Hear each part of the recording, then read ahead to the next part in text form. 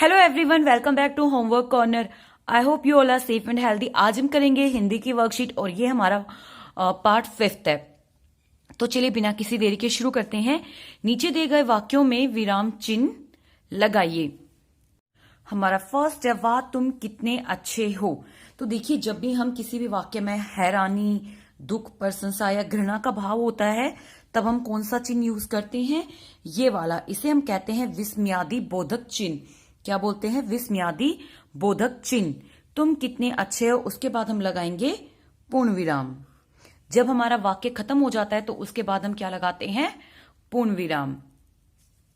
जंगल में शेर, गिलहरी और खरगोश खेल रहे थे।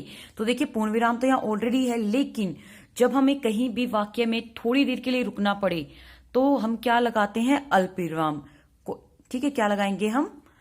अल्प विराम लेते हैं।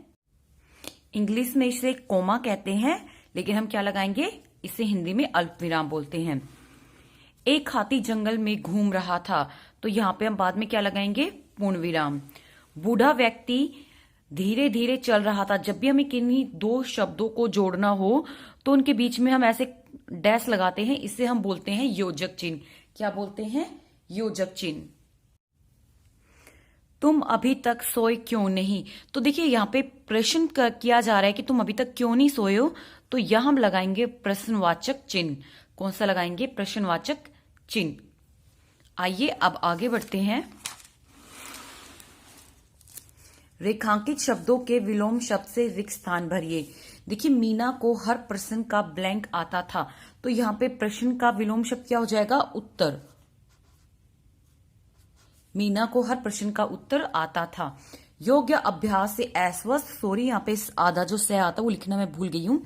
अस्वस्थ व्यक्ति स्वस्थ, अस्वस्थ व्यक्ति भी स्वस्थ बन सकता है। हमें सब में अच्छाई देखनी चाहिए, ना कि उनकी। तो अच्छाई का विलोम शब्द क्या हो जाएगा? बुराई।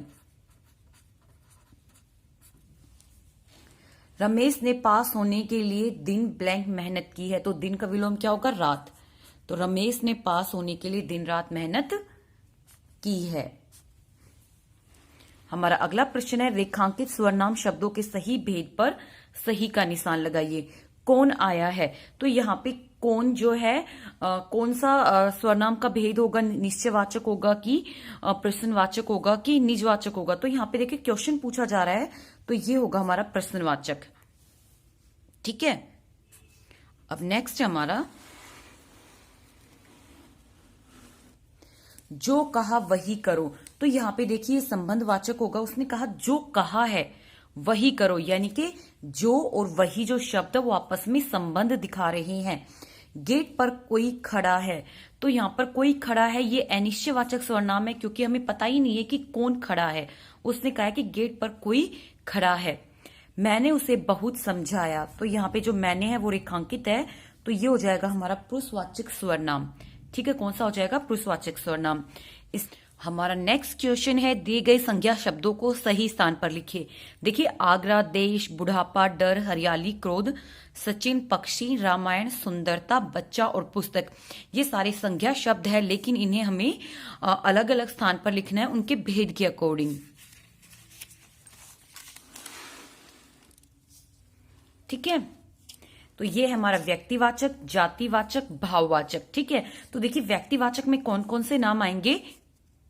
देखिए, व्यक्तिवाचक संज्ञा कौन सी होती है? जो किसी विशेष व्यक्ति, वस्तु, प्राणी आदि के स्थान आदि के नाम का बोध कराए, जैसे आगरा। ठीक है, उसके बाद सचिन, रामायण।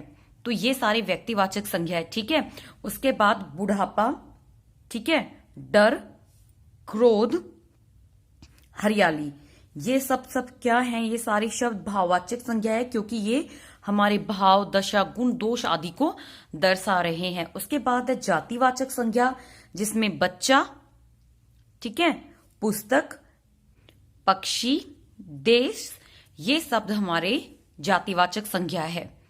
ठीक है, और जातिवाचक संज्ञा हम किसे कहते हैं? जो शब्द किसी प्राणी, स्थान, वस्तु आदि की जाति का बोध कराए। ठीक है, जो जाति का बोध कराते हैं उन्हें हम जातिवाचक संज्ञा कहते हैं। इस तरीके से सारे नाम मैंने यहां पर लिख दिए हैं। सुंदरता शब्द पीछे रह गया था। सुंदरता भी क्या है? गुण है और ये भाववाचक संज्ञा है। हमारा लास्ट क्वेश्चन है, निम्नलिखित शब्दों के में शुद्ध वाक्य पर गोला लगाई। तो देखिए व्यक्ति कैसे लिखते हैं हम, इस तरीके से, ठीक है। उसके बाद ज्ञानी, ज्ञानी लिखा जाता है इस तरीके से। मिठाइयां, अगला शब्द हमारा उन्होंने। तो ये वाला जो उन्होंने है वो बिल्कुल शुद्ध है, सही लिखा हुआ है। उसके बाद कवि, कवि वै पे छोटी की मात्रा आती है, तो ये शब्द सही है। तो आज की वर्कशीट में सिर्फ इतना ही। अगर आपको ये वीडियो पसंद आती है तो प्लीज लाइक करिए, शेयर करिए और हमें कमेंट सेक्शन में जरूर बताएं आपको ये वीडियो कैसी लगे। Till then bye bye, stay safe, stay healthy.